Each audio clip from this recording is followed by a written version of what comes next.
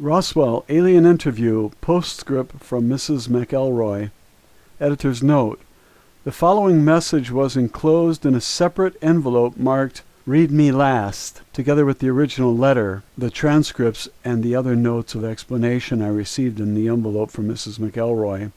This is what the message said. The other documents in this envelope are the end of the story as far as what happened back in 1947. However, several months after the government got me settled at my final relocation destination, I continued my communication with Errol on a regular basis. It has been almost exactly 40 years since the crash at Roswell. Since then, it has become obvious to me that I have been able to communicate telepathically with Errol for one reason. I am one of the 3,000 members of the Lost Battalion. At this time, all the members of the Lost Battalion have been located on Earth as a result of the Domain Anunnaki mission and their use of the Tree of Life detection device. Through my communication with Errol, I have recovered some of my memory of lives I've spent on Earth over the past 8,000 years. Most of these memories are not especially important compared to the long backtrack of events, but it has been a necessary stepping stone to regaining my awareness and ability as an ISBE. I can also remember some dim patches of my life in the Domain Expeditionary Force. I was a nurse there too. For the most part, I've been a nurse over and over and over again down through the ages.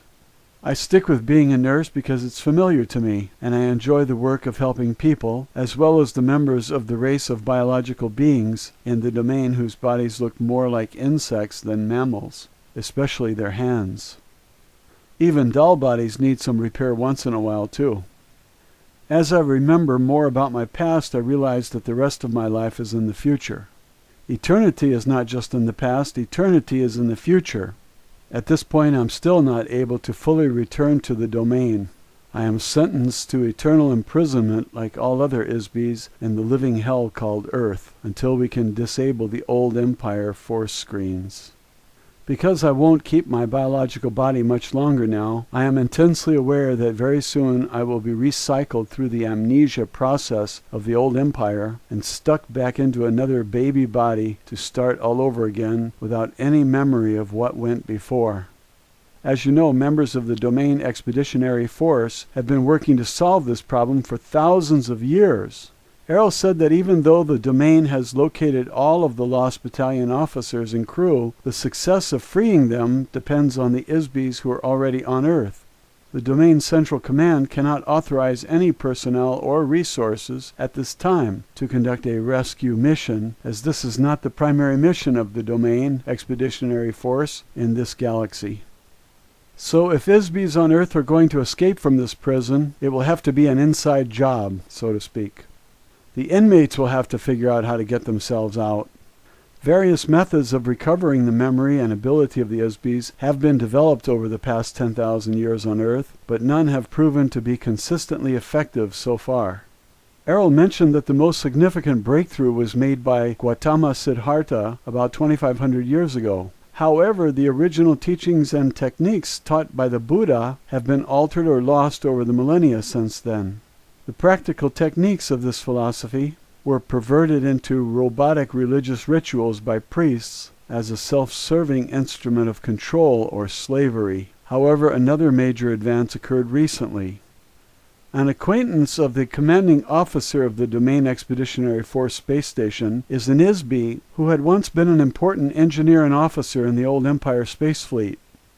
He became an untouchable himself about 10,000 years ago and was sentenced to Earth for leading a mutiny against the oppressive regime of the old Empire. The engineer was trained in advanced scientific improvisation theory thousands of years ago. This man has applied his expertise to helping the Domain solve the apparently unsolvable problem of rescuing the members of the Lost Battalion as well as the ISBEs on Earth. Careful observation and experimental analysis of the mechanics of memory in ISBEs by he and his wife, who assisted him, led to the realization that ISBEs can recover from amnesia and also regain lost abilities. Together, they discovered and developed effective methods that they used to rehabilitate their own memories. They eventually codified their methods so that others can safely be trained to apply them to themselves and others, without detection by the old empire thought control operators. Their research also revealed that ISBs can occupy and operate more than one body at the same time, a fact that previously was thought to be uniquely limited to officers of the domain. One example of this fact is that the engineer in a previous lifetime on Earth was Suleiman the Magnificent. His assistant was a harem girl who rose up from slavery to become his wife and rule the Ottoman Empire with him. Simultaneously, she inhabited another body and ruled her own empire as Queen Elizabeth. As the Queen of England, she never married because she was already married to the Sultan of the Ottoman Empire. In a later life, he was incarnated as Cecil Rhodes. During his life as Rhodes, she was again a princess, this time from Poland. As such, she pursued Rhodes unsuccessfully toward the end of his life. However, in their next incarnation, they met again, were married, had a family, and again worked together successfully all of their lives. Several other notable examples of this phenomena were observed. For example, the process of refining steel was invented by the same ISBE who inhabited two bodies simultaneously. One was named Kelly, who lived in Kentucky, and the other was a man named Bessemer, who lived in England. They both conceived the same process at the same time. Another example is Alexander Graham Bell, the inventor of the telephone, which was invented by several others at the same time, including Elijah Gray. The telephone was conceived concurrently in several locations around the world all at once. This was a single ISBE of such tremendous energy and ability that he was able to operate several bodies in several different locations while conducting complex research work. Thanks to these revelations, the domain has been able to return some of ISBEs of the Lost Battalion to active duty on a limited part-time basis. For example, two young girls who occupy biological bodies on Earth now are at the same time working as active members of the Domain Expeditionary Force on the Asteroid Space Station as operators of a communication switchboard. These operators relay messages between the Domain Expeditionary Force and the Domain Command Headquarters. Recently, I myself have been able to resume some of my own duties for the Domain Expeditionary Force while continuing to live on Earth. This is not an easy task, however, and can only be done while my biological body is sleeping. It makes me very, very happy to know that we may not have to stay on Earth forever. There is hope of escape not just for the Lost Battalion, but for many other ISBEs on Earth. However, all ISBEs could be helped to become more aware of the actual situation on Earth through the information in this envelope. This is why I sent these letters and transcripts to you. I want you to get these documents published. I want ISBEs on Earth to have a chance to find out what is really happening on Earth.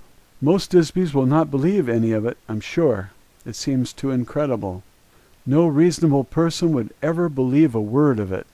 However, it only seems incredible to an ISBE whose memory has been erased and replaced with false information inside the electronically controlled illusion of a prison planet.